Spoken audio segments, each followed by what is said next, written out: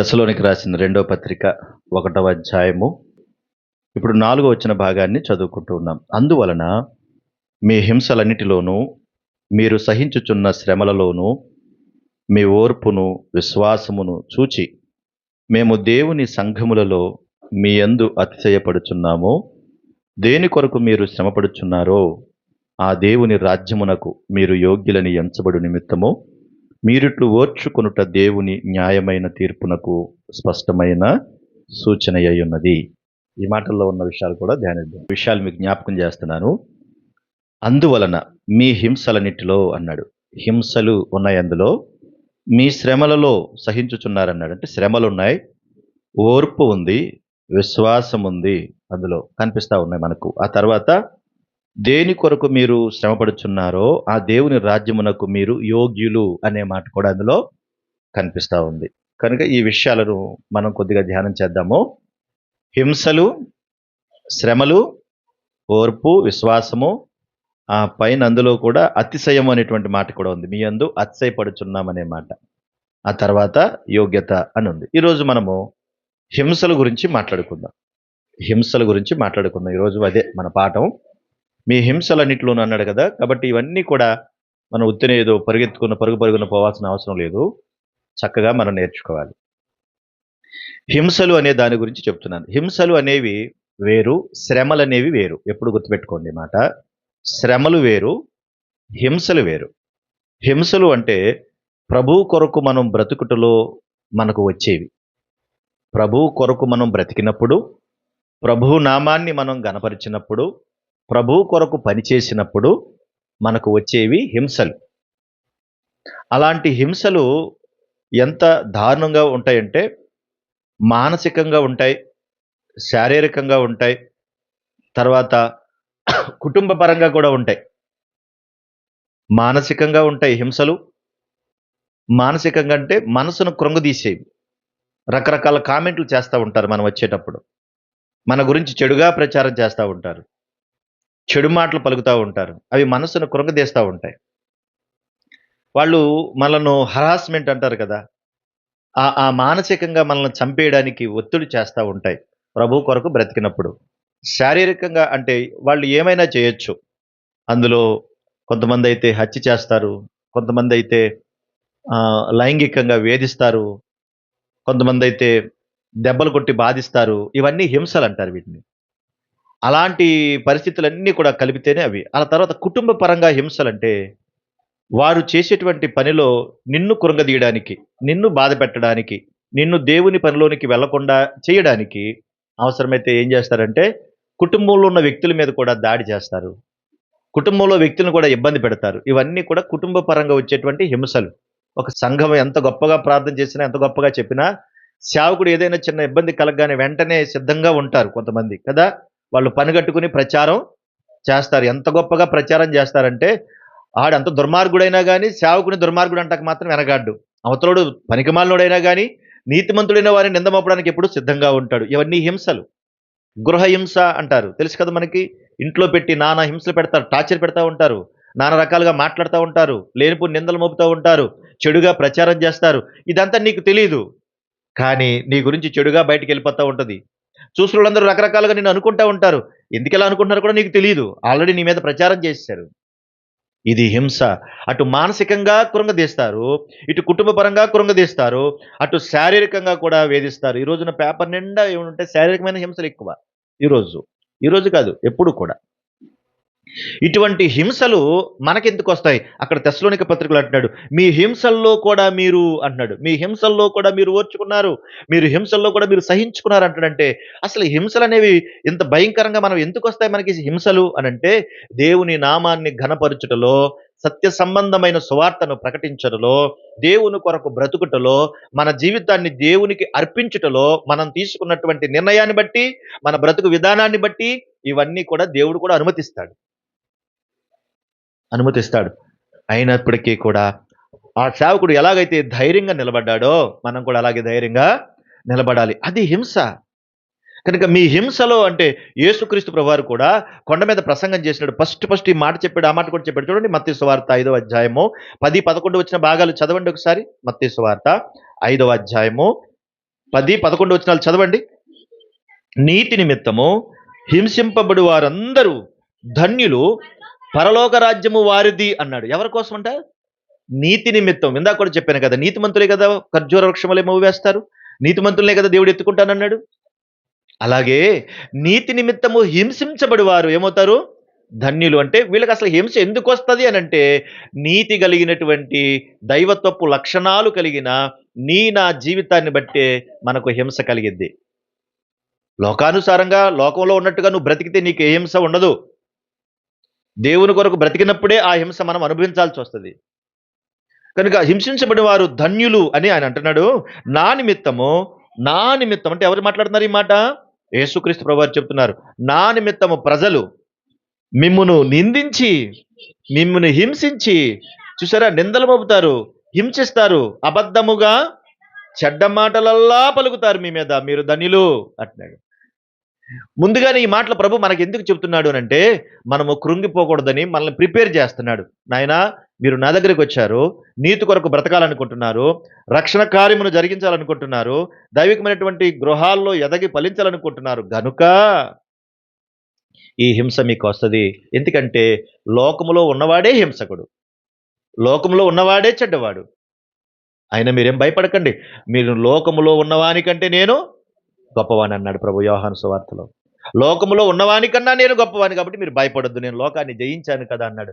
హింసలు రావనుకోకండి. ఎవరైతే నీతి కొరకు బ్రతుకుతారో, ప్రభు కొరకు బ్రతుకుతారో వారికి ఏమొస్తాయి? తప్పనిసరిగా హింసలు వస్తాయి. మానసికంగా కృంగిపోతాం తెలుసా? కొట్టిన దెబ్బల కన్నా హృదయానికి తగినటువంటి గాయాలు ఉంటాయి చూశారు, అవి చాలా బాధపడతాయి. నేనేం అనలేదు కదా, నేనేం చెప్పలేదు కదా, నేనేం మాట్లాడలేదు కదా, ఎందుకు ఎంత మాట అన్నారు అనిపిస్తుంది. దాని వెనక ఉన్నవాడు ఎవరంటే దుష్టుడైన అపవాది వాడు వెనకాల ఉంటాడు. ఎందుకనంటే నిన్ను మానసికంగా కృంగదీస్తే, శారీరకంగా కూడా కృంగదీస్తే, కుటుంబపరంగా కూడా నిన్ను కృంగదీస్తే నువ్వేమైపోతావు అంటే బలహీనమైపోతావు. అప్పుడు నువ్వు దేవుని కొరకు బ్రతకలేవు, ప్రభు పని కూడా నువ్వు చేయలేవు. కనుక ఈ దాడి మన మీద ఎప్పుడు జరుగుతూ ఉంటుంది. కొత్తగా వచ్చేది కదమ్మ ఇది, మనకి ఎప్పుడు జరుగుతూ ఉంటుంది. ఆ రోజున ఐగుప్తీయులు ఆ చరిత్రలో ఇశ్రాయేలు ప్రజలు ఐగుప్తీయుల మధ్య బాగా ఎదిగిపోతూ ఉన్నారు, బాగా ఫలిస్తూ ఉన్నారు. దేవుని ప్రజలని వాళ్ళకి పేరుంది. నేను తర్వాత మళ్ళీ చెప్తాను, మనకి ఎలాగ మనకు కార్యక్రమం ఉంది కాబట్టి. దేవునికి ప్రజలు అనేటువంటి పేరు వాళ్ళకు ఉంది. వీళ్ళు ఎదిగిపోతూ ఉంటే ఐగుప్తీయులు కూడా చూసి వాళ్ళని వారలేకపోయారు. వాళ్ళు ఏం చేశారో తెలుసా? చూడండి ఒకసారి ద్వితీయోపదేశకాండం 26వ అధ్యాయము. నేను కొద్దిగా ఎక్సర్సైజే. ద్వితీయోపదేశకాండము 26వ అధ్యాయము 6-7 వచనాలు చూడండి. తొందర చదవాలి. ఐగుప్తీయులు మనల్ని హింస పెట్టి, మనల్ని బాధపరిచి, మన మీద కఠిన దాస్యము మాపగా ఏమంటారంటే వాళ్ళు, మళ్ళీ చదువు. ఐగుప్తీయులు మనల్ని హింస పెట్టి, మనల్ని బాధపరిచి, మన మీద కఠినముగా. ఎందుకు ఆ రోజున అలా చేశారు? కారణం ఏంటనుకుంటున్నారు? వాళ్ళు ఐగుప్తీయుల ప్రాంతానికి వెళ్ళి ఇశ్రాయేలు జాతి చక్కగా ఎదిగిపోతూ ఉంటే వాళ్ళు చూడలేకపోయి హింసించడ్డారంట వాళ్ళని. అందుకని వీళ్ళని ఎలా అనగదొక్కాలని శారీరకంగా హింసించారు వాళ్ళని, మానసికంగా హింసించారు వాళ్ళని, కుటుంబపరంగా కూడా హింసించారు. ఎంత దారుణమో చూడండి. కనుక శారీరకంగా వాళ్ళని హింసిస్తే వాళ్ళు ఏమైపోతారంటే మానసికంగా కృంగిపోతే వీళ్ళు ఇంకా మేమనే సంగతిని వీళ్ళు మర్చిపోతారు. కాబట్టి వీళ్ళ చేత వెట్టి చాకరీ చేయించాలి, కఠిన దాస్యం చేయించాలని వాళ్ళని చాలా భయంకరంగా బాధ పెట్టారు ఆ రోజునప్పుడు దేవుడు చూచాడంట. అక్కడ ఉంటుందన్నమాట, దేవుడు వారిని చూచాడంట. చూడమాట, మన బాధను, మన ప్రయాసను, మనకు కలిగిన హింసను దేవుడు చూశాడు. విడిచిపెట్టాడు ఆయన అంటే దేవుడేమీ విడిచిపెట్టలేదు. ఆ రోజున వాళ్ళందరినీ కూడా హింసించారు. వాళ్ళందరూ దేవునికి మొరపెట్టారు, ప్రార్థన చేశారు, ప్రభా మా బాధ చూడమని. కనుక హింసలు అనేవి కలగవా అంటే తప్పనిసరిగా కలుగుతాయి. హింస రాదని చెప్పడానికి వీలేమీ లేదు. ప్రతి జీవితంలో హింస కలిగిద్ది అని దేవుడు అంటున్నాడు. ఎందుకు అంటే నువ్వు నీతి కొరకు బ్రతికినప్పుడు ఆ హింసను మనము తప్పనిసరిగా భరించాల్సి వస్తుంది. అది ఒక హింస. హింస ఎందుకు వస్తుందన్నాను? నీతి కొరకు బ్రతుకుటలో హింస వస్తుంది. తర్వాత ఇంకోటి ఏంటంటే చూడండి, మరొక మాట, మత్తయి సువార్త 13వ అధ్యాయం, మత్తయి సువార్త 13వ అధ్యాయము 21 వచ్చిన భాగం చూడండి. వాక్యము నిమిత్తము శ్రమైనను హింసైనను కలుగగానే అభ్యంతరపడును అన్నాడు. అంటే ఏంటి ఈ మాట? చాలా వరకు అందరూ కూడా ఇప్పుడు గుంపులో గోవింద్ అన్నట్టుగా అందరూ వచ్చేస్తారు కదా, అందరూ ఉంటారు కదా, సంఘంలో ఉండరండి. ఎప్పుడు సెపరేట్ అయిపోతారు వీళ్ళు అంటే హింస కలిగినప్పుడు సెపరేట్ అయిపోతారు. అప్పుడు దాకా అందరూ బాగానే ఉంటారు. మీరేమంటే మేమేదంటే హల్లెలూయా అంటే ఏమంటారు అందరూ, అంటే దేవునికి స్తోత్రం చెప్పండి అంటే ఏమంటారు స్తోత్రం అంటారు. ఆమేన్ అంటే ఆమేన్ అంటారు. ప్రైజ్ ద లార్డ్ అంటే ప్రైజ్ ద లార్డ్ అంటారు. మరణాత్ అంటే మరణాత్ అంటారు. అంటే ఏమంటే అది అన్నారు కదా, ఇదంతా ఒక గుంపు, ఇది ఒక సహవాసం.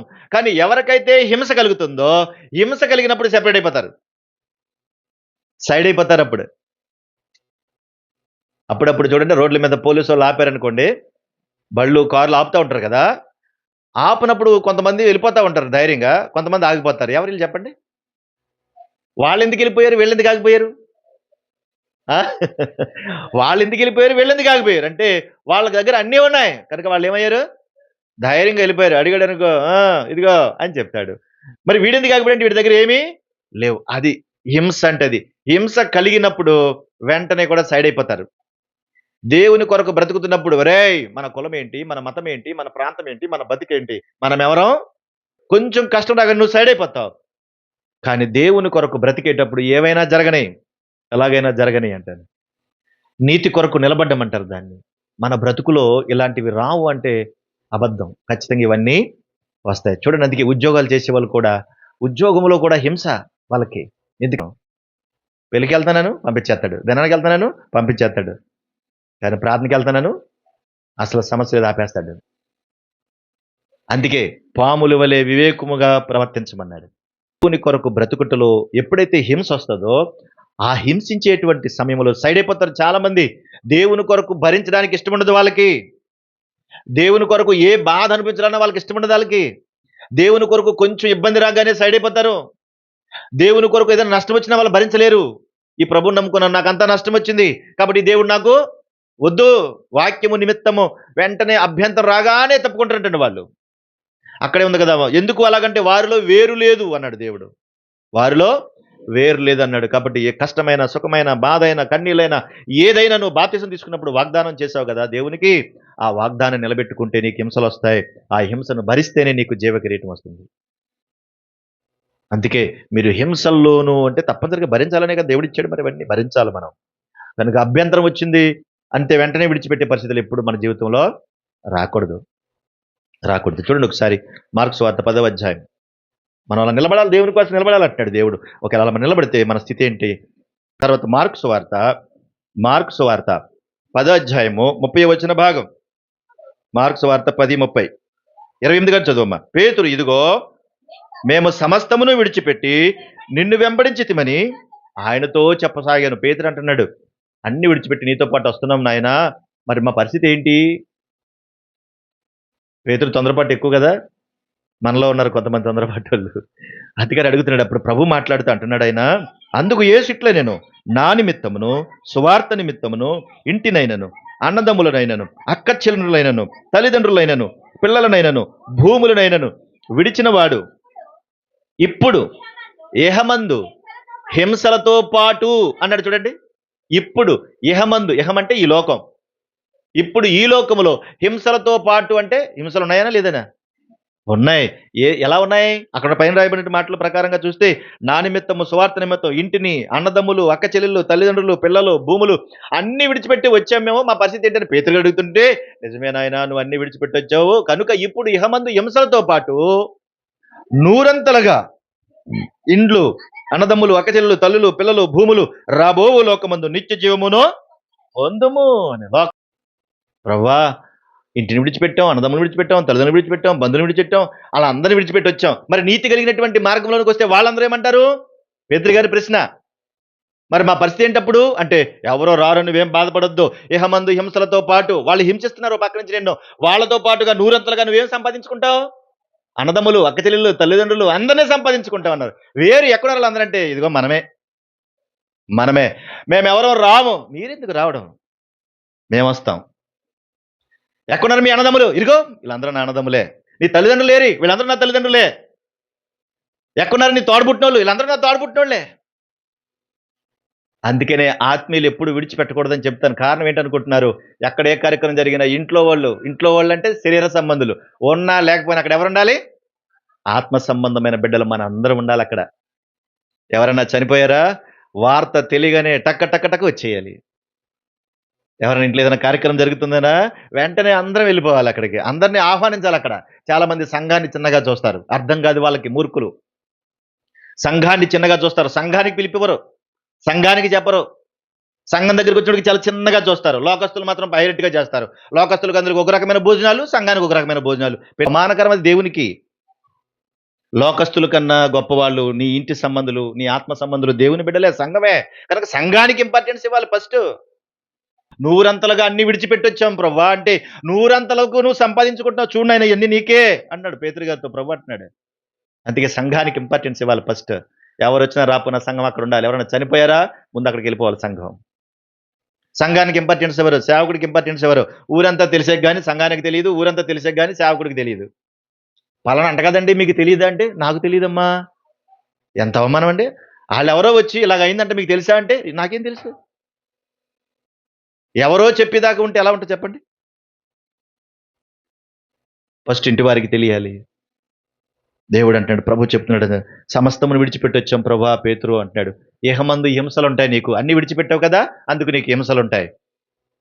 కానీ అన్నిటికన్నా గొప్పగా నువ్వు సంపాదన ఉంది. ఎంతమంది అన్నదమ్ములు ఉన్నారు, ఎంతమంది అక్క చెల్లెలు ఉన్నారు, ఎంతమంది తండ్రులు ఉన్నారు, ఎంతమంది తల్లులు ఉన్నారు. చాలదా మనకిది? చెప్పండి, చాలదా? అలాగని వాళ్ళని విడిచిపెట్టమని కాదు అక్కడ. ప్రభువులో ఉన్నందుకు వారు మనల్ని విడిచిపెట్టారు. కానీ మనం ఎప్పుడు వాళ్ళని విడిచిపెట్టలేదు. వాళ్ళు అలా విడిచిపెట్టారు. అందుకనే ప్రభా హింసలు వస్తాయా అంటే, వస్తాయి. కష్టం వచ్చిందా? వస్తాయి. హింస రావడం మంచిదే. ఆ రోజున అపోస్తలుడైన పౌలు గారు ఈ భూమి మీద ఉన్నటువంటి సంఘం కొరకు ప్రయాసపడ్డాడు. ఎంత బాగా ప్రయాసపడ్డాడంటే ఆ సంఘాన్ని కొట్టాడు, తిట్టాడు కదా. అపోస్తలుల గారు 8వ అధ్యాయం ఉంటుంది మనకి. అపోస్తలుల గారు 8వ అధ్యాయం మొదటి వచనం చూడండి త్వరగా. అపోస్తలుల గారు 8 మొదటి వచనం. ఆ కాలమందు సంఘానికి, యెరూషలేము ఉన్నటువంటి సంఘానికి గొప్ప హింస కలిగిందంట. ఎవరికి? సంఘానికి, యెరూషలేము సంఘానికి గొప్ప హింస కలిగిందంటండి. అంత మాత్రం దాన్ని వాళ్ళు ఏం విడిచిపెట్టలేదు. సంఘానికి ఎంత హింస కలుగుతుందంటే కలుగుతుంది. సంఘానికి హింస కలగదంటే కలుగుతుంది. కష్టం కలగదంటే కలుగుతుంది. కానీ సంఘము హింసల్లో మంచి ప్రావీణ్యతను సంపాదించుకుంటుంది, నైపుణ్యాన్ని సంపాదించుకుంటుంది, మెరుగుదిద్దబడుతుంది. ఎలా అంటే చూడండి, బంగారం భూమిలో ఉన్నంత సేపు అది ఎలా ఉంటుంది? మట్టిలో కలిసిపోయి ఉంటుంది. దాన్ని మెరుగుపెట్టేటప్పటికి, దాన్ని మెరుపు చూసేటప్పటికి ఎంతో అందంగా ఉంటుంది. మనం కూడా అంతే. ఆ స్థితిగతుల మధ్య, లోకస్తుల మధ్య మనం బ్రతుకుతున్నప్పుడు ఆ హింసల్లో మన బలం ఎంతో, మన శక్తి ఎంతో, మనకున్న విశ్వాసం ఎంతో, విశ్వాస పరిమాణం ఎంతో బయటకు వస్తూ ఉంటుంది. ఈ దేవుని కొరకు నువ్వేం చేసావు? నువ్వేం హింసించబడుతున్నావు? నీ దేవుని కొరకు నువ్వేం బాధపడుతున్నావు? దేవుని కొరకు నీతి నిమిత్తము హింసించబడితే ధనులని దేవుడు అన్నప్పుడు నువ్వేం ఓర్చుకోగలుగుతున్నావు? నువ్వేం సహించుకోగలుగుతున్నావు? అది మనకు అవసరమైంది. సంఘంలో సేవకుడు చిన్న మాట అంటేనే తట్టుకోలేకపోతున్నావే. సంఘంలో సాటి సహోదర్యం అంటే తట్టుకోలేకపోతున్నావే. హింస దాకా వెళ్ళిపోతావా నువ్వు? అంటే నువ్వు ఇంకా పరిణితి చెందలేదు, ఇంకా నువ్వు డెవలప్ అవ్వలేదు విశ్వాసంలో. అర్థం చేసుకోండి, ఎంత చక్కగా ఆ రోజున యెరూషలేములో హింస కలిగితే వాళ్ళందరూ చెదిరిపోయారు. చక్కగా సువార్త ప్రకటన చేశారు. ప్రభువుని ఎక్కడ విడిచిపెట్టేవారు బ్రతకలేదు. అది నిజమైన క్రైస్తవ ప్రేమ అంటే. ఓర్చుకునే శక్తిని సంపాదించుకోవాలి. నిజమే, కోపం వస్తూ ఉంటుంది. వాళ్ళు ఏదేదో మాట్లాడుతూ ఉంటారు, వెళ్తూ ఉంటే రకరకాల కామెంట్లు చేస్తూ ఉంటారు, తిడతా ఉంటారు, మన పిల్లలను తిడతా ఉంటారు, మన ఇంట్లో వాళ్ళని తిడతా ఉంటారు. ఓర్చుకోవాలి. చూడండి, అక్కడ మరొక మాట జ్ఞాపకం చేస్తాను. ఇంత గొప్పగా మనకు జరుగుతున్నా పౌలు సంఘాన్ని హింసించాడు, బాధ పెట్టాడు. ఆ తర్వాత సంఘం గురించి చేసినటువంటి ఆయన ఏమంటున్నాడు చూడండి. రోమిలకు రాసిన పత్రిక 8వ అధ్యాయము 35వ వచ్చిన భాగం. ఎలా మారిపోయాడు ఆయన చూద్దాం. 8:34 35వ వచనం. క్రీస్తు ప్రేమ నుండి మనలను ఎడబాపు వాడెవడు? శ్రమైన, బాధైన, హింసైన, కరువైన, వస్త్రహీనతైన, ఉపద్రవమైన, ఖడ్గమైన మనలను ఎడబాపునా? నువ్వెన్నన్నా చేయరా నాయనా, క్రీస్తు ప్రేమ నుండి మమ్మల్ని నువ్వు విడదీయలేవు. ఏ పౌలైతే బాధ పెట్టాడో, ఏ పౌలైతే హింసించాడో, అదే పౌలు హింసించే వారికి తన శరీరాన్ని అప్పగించుకున్నాడు, తనను తాను అప్పగించుకున్నాడు. మీరు ఏమైనా చేయండి, మా క్రీస్తు ప్రేమ నుండి మమ్మల్ని మీరు విడదీయలేరు. ఇది ఎప్పుడు వస్తుందంటే, హృదయములో క్రీస్తు యొక్క అగాపే లవ్ అది ముద్రించబడినప్పుడు వస్తుంది. నోటి మాటతో చెప్తే రాదు. నోటి మాటతో చెప్పిన వాళ్ళకి పౌరుషం ఎక్కువ వస్తుంది. హృదయంలో ఉంచుకున్న వాళ్ళకి పౌరుషం రాదు. నోటి మాటతో ప్రభువా స్తోత్రం అంటారు చూడండి, వాళ్ళకి పౌరుషం వస్తుంది. హృదయంలో ప్రభు ఉంటే పౌరుషం రాదు, ప్రేమ పుడుతుంది. మరి పేడ నీళ్ళు కట్టేస్తే ఎలా ఉంటుంది అసలు? బట్టల నిండా ఒంటి నిండా పోసేస్తే అసలు ఎలా ఉంటుంది? పేడకంపు రాదే? ఎక్కడన్నా కోలుపారం వెళ్తుంటేనే మొత్తం అంతా ముక్కులు ఇలా మూసేసుకుంటారు మనోళ్ళు, ఆ వాసనే భరించలేరు. పేడకంపు కానీ పల్లెత్తి మాట అనలేదు. వాళ్ళ హృదయంలో ఎవరున్నారు? ప్రభు ఉన్నాడు. కనుక మీరు ఎన్నైనా చేయండి, క్రీస్తు ప్రేమ నుండి మమ్మల్ని మీరు ఎడబాపలేరు అన్నాడు పౌలు గారు అంటున్న మాట. చూడండి, కొరింథీయులకు రాసిన 2వ పత్రిక 12వ అధ్యాయం. కొరింథీయులకు రాసిన 2వ పత్రిక 12:10 చదవండి. పౌలు గారు మాట్లాడుతున్న మాట. నేను ఎప్పుడు బలహీనుడను అప్పుడే బలవంతుడును గనుక క్రీస్తు నిమిత్తము నాకు కలిగిన బలహీనతల్లో, నిందల్లో, ఇబ్బందుల్లో, హింసల్లో, ఉపద్రవాలలో నేను సంతోషించుచున్నాను. వాళ్ళందరూ తిడతంటే ఈయన సంతోషం వస్తుందంట. చూడండి, మరి అంతకుముందు ఏం చేశాడు? సంఘాన్ని బహుగా బాధ పెట్టాడు కదా. కానీ ఇప్పుడు అందరూ వాళ్ళు తిడతంటే, హింసిస్తూ ఉంటే ఏం మాట్లాడినా సరే ఏమంటున్నాడంట? సంతోషిస్తున్నాను అంటున్నాడు. నేను ఎప్పుడు బలహీనప్పుడే బలవంతుణ్ణి, మీరు ఏమైనా చేయండి, ఎన్నైనా హింసించండి, ఎన్నైనా చేయండి, నేను వీటిలో సంతోషిస్తున్నాను అంటున్నాడు. సంతోషించుకునేటువంటి గుణాన్ని మనం కూడా తెచ్చుకోవాలి. అందుకే ఆయన ఆయన నేను పూర్వకాలం నేను హింసకుని అన్నాడు కదా తిమోతి పత్రికలో 1వ అధ్యాయంలో. నేను హింసకుణ్ణి, నేను మంచోని కాదు, కానీ ప్రభు కృప, ప్రభు కనికరం నన్ను మార్చింది. దేవా నీకు స్తోత్రం అంటూ బతికేశాడు. మనకి ఎలాంటి హింసలు వస్తాయని చెప్పాను? అటు మానసికంగాను, ఇటు శారీరకంగాను, ఇటు కుటుంబ పరంగాను హింసలు ఎదుర్కోవాల్సి వస్తుంది. వీటిని అన్నిటి కొరకు మనం సిద్ధపడే ప్రభువుని అంగీకరించాం. అయితే వారి కొరకు మనం ప్రార్థించటం మానకూడదు. వారి కొరకు ప్రార్థించాలి. మనము ధైర్యంగా ఉండడానికి కూడా ప్రార్థనతో నిలబడాలి. మన ప్రభువును కూడా అటు కుటుంబ పరంగా హింసించారు. ఇతడు వడ్లవాని కుమారుడు కాడా? ఆ యేసేపు కొడుకు కాడా అనలేదా? మరి అటు మరియమ్మను కూడా హింసించలేదా? మాటలతో, సూటిపోటు మాటలతో అనలేదా? అటు యోసేపును కూడా హింసించారు కదా, బాధ పెట్టారు కదా. వాళ్ళు కూడా ఓర్చుకుని సహించుకున్నారు కదా. యేసుక్రీస్తు ప్రభువారు కూడా ఆయన శారీరకంగా కూడా ఎంత భయంకరంగా హింసించారు ఆయన్ని.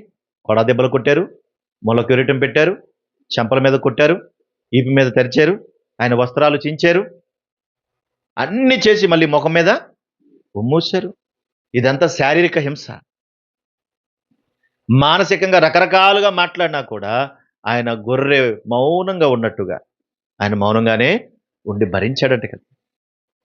అది మనం నేర్చుకోవాలి, అలవాటు చేసుకోవాలి. అది నిజమైనటువంటి భక్తి జీవితం, అదే నిజమైనటువంటి ప్రేమ. అందుకే ఏమంటున్నాడు తెస్సలోనిక పత్రికలో మాట్లాడుతూ, అందువలన మీ హింసలన్నిటిలో, మీరు సహించుచున్న శ్రమలలో మీ ఓర్పు, మీ విశ్వాసమును చూచి మేము దేవుని సంఘములో మీ యందు అతిశయపడుతున్నాం. మేము అతిశయపడుతున్నాం. దేవానికి స్తోత్రం నాయన అంటూ సంతోషిస్తున్నాం. మాకు అతిశయం కలిగింది, మిమ్మల్ని చూసి మేము ఆనందపడుతున్నాం అంటున్నాడు. మనల్ని చూసి మన ప్రభువు కూడా ఆనందించాలి. అది నిజమైన భక్తి జీవితం, అదే నిజమైనటువంటి ప్రేమ. హింసలు రావా అంటే హింసలు వస్తాయి. హింసల్లో మనం ధైర్యంగా నిలబడాలి. నీతి నిమిత్తం హింసించబడి వారు ధన్యులు అన్నాడు. అలాంటి వారిది పరలోక రాజ్యం అన్నాడు.